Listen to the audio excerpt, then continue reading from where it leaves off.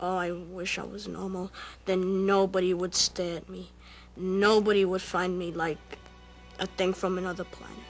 I just wish guys would understand that even though my body isn't shaped the way that they want girls' bodies to shape, that I can still be the same as any other girl that they would want to go out with.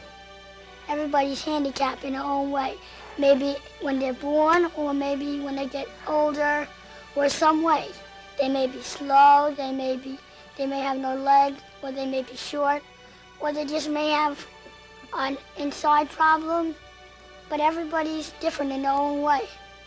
We're just different.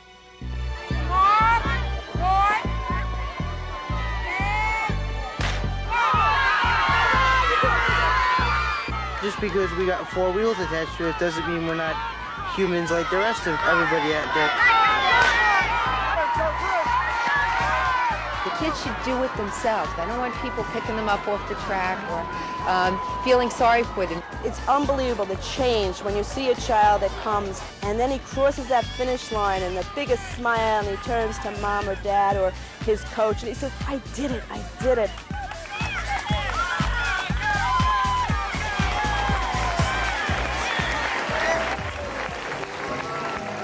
Please welcome the 6th and 8th grade graduating classes of Henry Viscardi School, 1993. These are children that we've all known. Many of them learned to walk here, or they learned to talk here.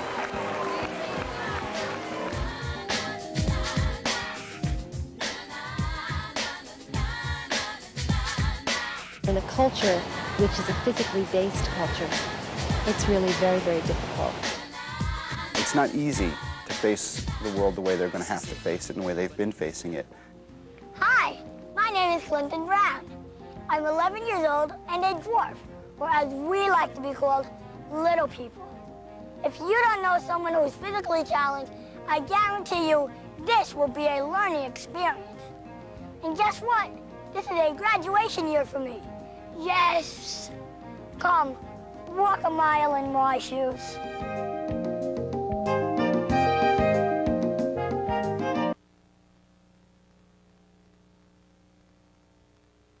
All of my life, my mom and dad have taught me to respect other people who may be different than me.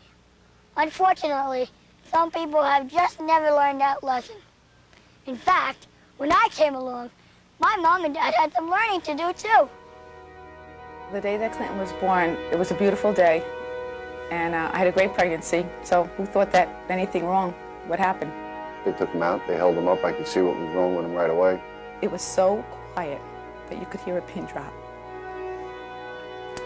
And I got to realize that maybe that really wasn't how it's supposed to be, because in all the other movies you see the doctor take the baby out and smack the rear end and the baby cries. There was no sound, there was no cry.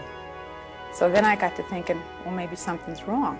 I knew right away he was a dwarf sometimes, because you could see right off. He was our first grandchild, and when Clinton came out of the room to tell us, with all the doctors and the nurses, it was just devastating. The priest was there, and they took me by surprise. They said, listen, we have to baptize him now. And so we had to give him a name, and so that's how I ended up giving him my name right there. We weren't sure how long he was going to live. You got my ball? Yep, the ball's in the back. Okay. Have a good day. Goodbye. New York State says buckle up, because I'm so little, it's easier in my own chair. When a severely disabled child is born, it's a hurtful thing. Was it my fault? Is it something I did? Most of them, their diseases are congenital in origin. They were born this way. They come by bus every day, and here they have a school that takes them from preschool through high school.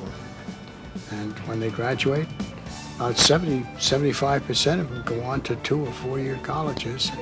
The rest go into a vocational track and into work. That's Dr. Henry Viscardi. We call him Dr. V. He founded this school and he always tells us, don't give up. Fight for what you believe in and reach for the stars. Most of my friends are like me in one way or another. This school provides us with support, encouragement, and special attention that we may need. But away from this world, it's a very different story. I asked some of my friends to explain. Instead of the waitress or waiter asking me what I want, they'll ask my parents. Kids or adults walk up to a disabled kid and says, "What's wrong?" in a mean voice. I don't think that's right. That's things that ticks us off. They just stare and stare and stare and stare. For the people that do approach me in the nicest way, I do take the time out and to explain to them how come I'm like this. I just wish everybody understood, hey, this is how we are. We're like everybody else, and you're gonna have to understand it. You don't need to stare. If you want to ask us, that's fine. Just do it nicely. Disabled, handicapped, freak. We hate all these words. Just because we can't run as fast or walk as tall as other people do, doesn't mean that our hearts don't break just like everyone else's when we get hurt. I'll probably get one of each, huh? Dr. Martin runs the whole Center for National Disabilities. Our school is part of the center. We're all finite, we're afraid of illness, we're afraid of dying, and there's something about disability that stirs that anxiety. And so we'd rather have it out of sight and out of mind. Sometimes it would be easier if we were like everyone else, average. And sometimes you just can't help but think about it. I would like to be normal. You cannot hide that. I'd like to be normal, so. Oh, I wish I was normal. Then nobody would stare at me. Nobody would find me like a thing from another planet. Here is my room. All right? These are my hockey sticks. Let me show you some of my world. You may be surprised at how normal it is. My TV there, here's my stereo, all of the hockey banners, and banners all around the top of the room. I like George. He's pretty cool. I'm trying to get his foot comfortable because his foot is hurt. I have always felt that my heroes have not been the disabled people I've known, but those who loved them, those who sacrificed for them, those who believed in them. They're the heroes. I wouldn't trade Clinton for 1 billion average-sized kids ever. I wouldn't. I really don't know what we would have done without him, because he really is the best thing that ever happened to us. People don't realize what goes on in a kid's life who has a disability. You know, you have to toilet him, you have to bathe him, he can't bend over, he can't get himself dressed because he can't get into his clothes. He can't tie his shoes. He can't put his shoes on or his braces on. I have to do all that for him. He went on a class trip for 4 days recently, and I was happy that he went, but I had so much time for myself at home, I didn't realize until that weekend, in 11 years, he was always here. And I didn't realize how much time his needs take up of my time.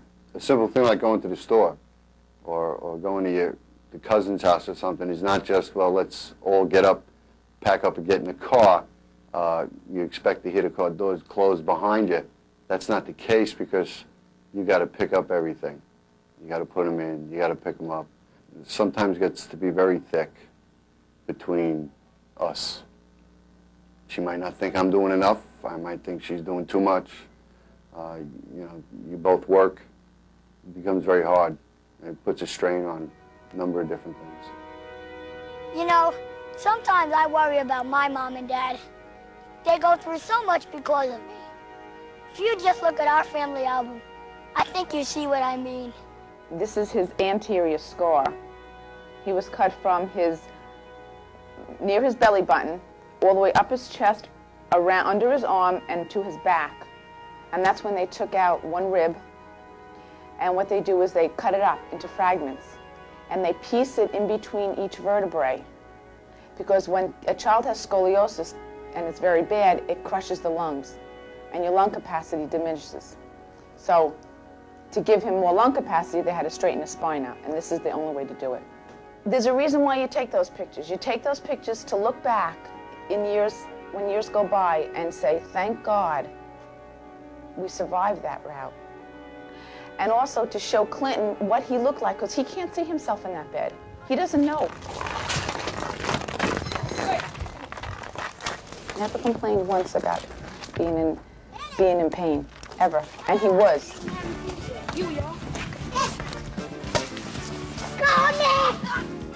That traditional picture that everybody has, I had too, but that's been altered.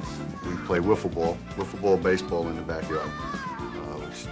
The backyard becomes Ebbets Field or Yankee Stadium at that point. He's got a good eye, he's got a real good eye, and he hits it over the fence. To him, it's like he's hitting it at a Yankee Stadium. And that makes him feel good, and that makes me feel like proud. Most of us are ordinary people seeking extraordinary destinies. But I think our disabled people are extraordinary people seeking ordinary destinies. The ordinary destiny to love and be loved, to be the same and not different from the rest of the world, to be given the opportunity to seek out the challenges of life, each on their own, predicated on their abilities of what they can do, not what they can't do.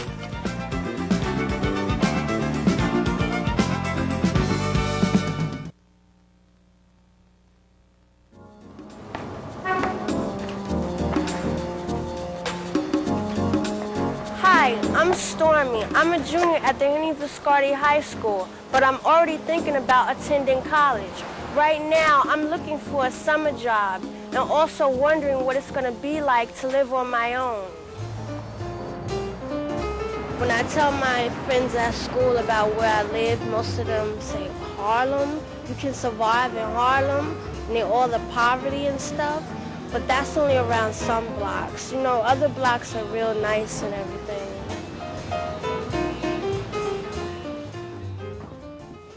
I always imagine myself living in downtown Manhattan in the village, because I like the village. It's like you can be yourself in the village without anybody caring, because there are strange people in the village and they're not really caring about how other people look. Tonight, we'd like to bring to you the story of Alice in Wonderland. As she listens to her lessons about the world, her mind begins to wander, and she imagines a more fascinating world. My world would be a wonderland. So I want to live in a loft in the village,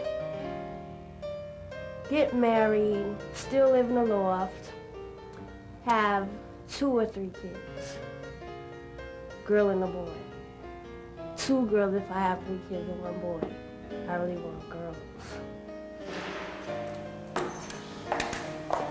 I want to teach my kids never to judge a person by their appearances or by their personality, because people nowadays judge me on my appearance and not because of my personality, and it really hurts.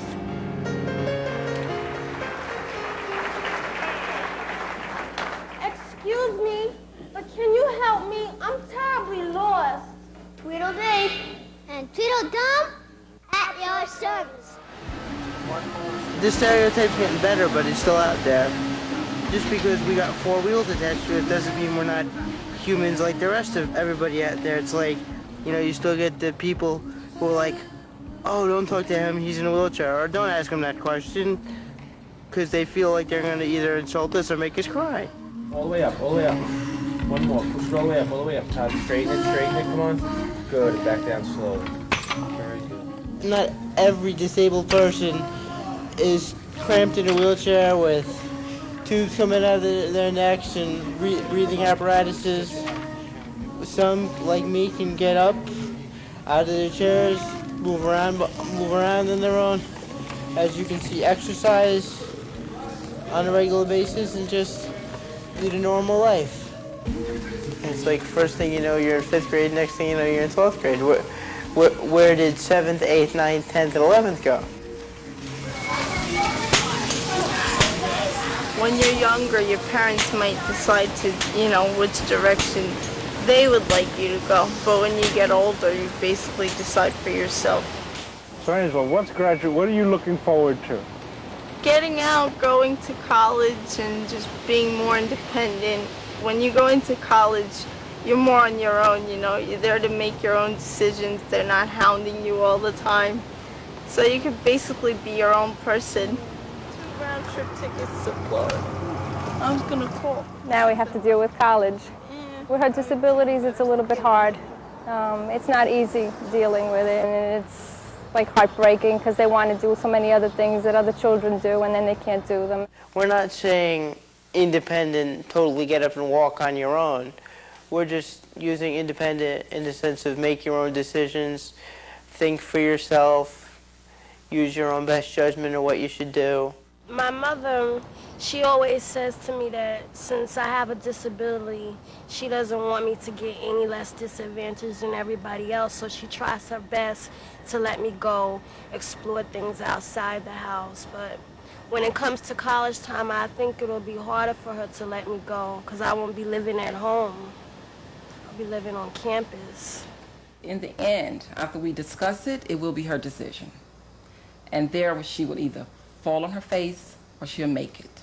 Either way, I'll be here, that's for sure. But I think she'll make it because she's that kind of girl. So I think she will make it. I have a goal to continue my education on to college, but mainly I have a goal to prove to people that a black female handicapped person still can achieve things in life, and that's what I plan to show people. As it stands right now, I will probably be going to the Riverhead campus. I have discovered there are a lot of hills on the southern campus, which would not be good during the winter months because it gets icy and stuff. When it gets cold and icy and snowy, it might get a little bit dangerous. And that's one thing about picking a college that you or that anybody here didn't have to think about. Oh, that's looking real cool, Brian. I've had the privilege of knowing many of these children since they were 3 and 4 years old, and I've seen them come along each step of the way. Please welcome the 6th and 8th grade graduating classes of Henry Viscardi School, 1993.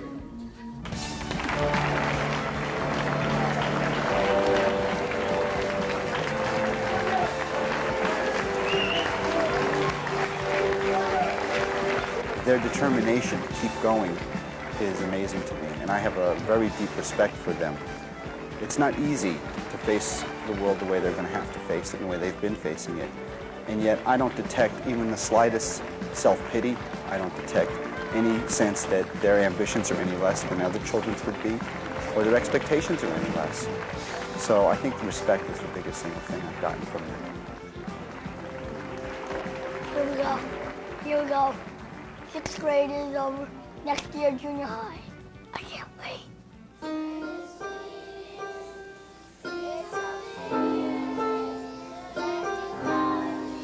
Oh man, I hope I don't like fall or something on the stage.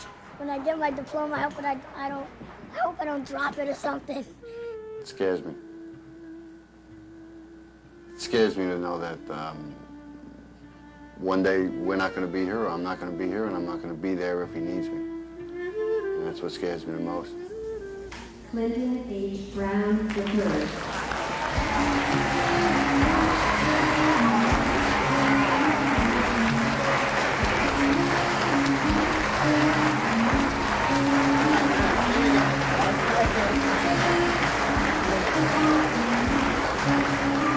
Focus on our abilities, not our disabilities. We, the students of the graduating class, have also learned that no matter how high the mountain is, we can climb it. It may take some of us longer than others, but then Rome wasn't built in one day either.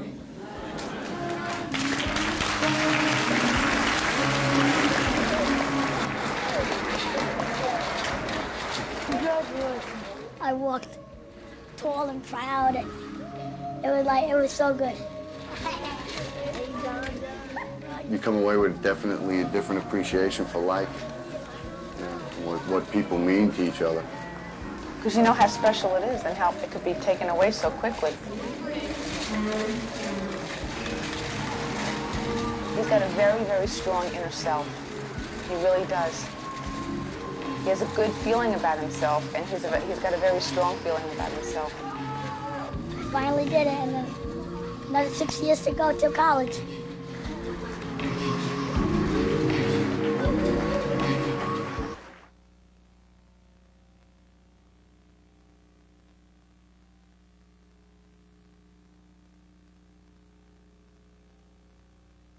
Graduation is a memorable occasion because it marks the end of one part of our lives and the beginning of another.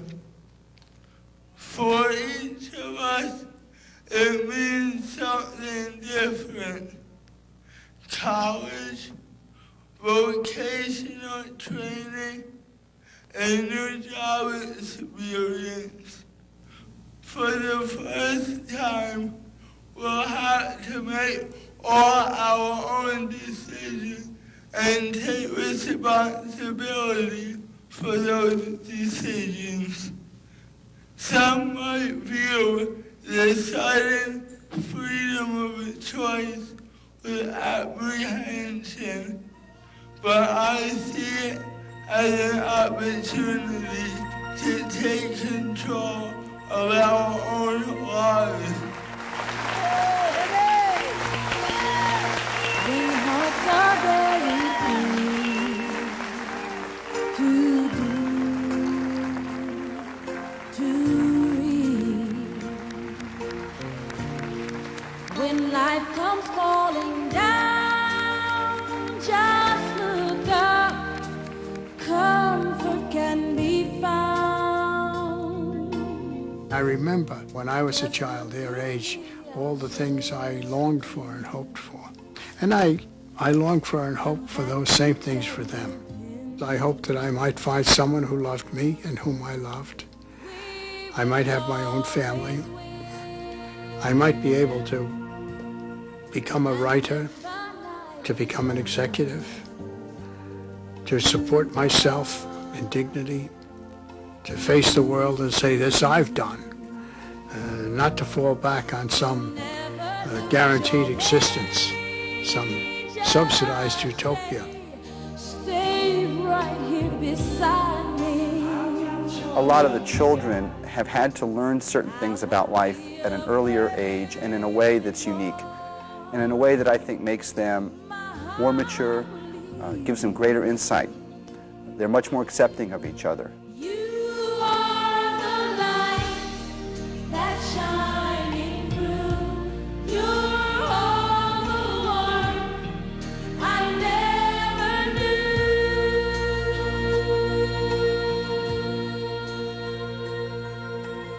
When I needed the school, it was there. I think they taught Stormy to accept whatever obstacles come in her way. Todd has a terrific outlook on life. He has a great sense of humor. It's going to be difficult for me not to have him around. He's a savvy young man, and I think he's got a lot of talent that'll take him a long way. Angela's got a lot of spirit. She always wears a smile, and I think that smile is probably the thing that always sticks in my mind when I think of her.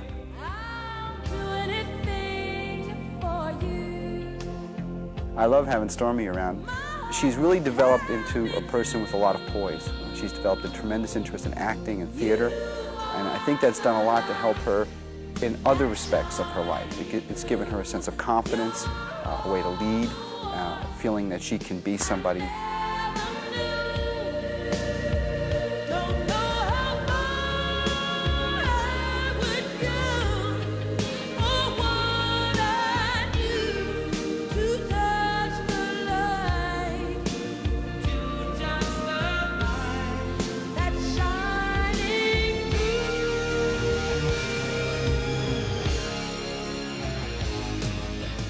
Spending some time in our world.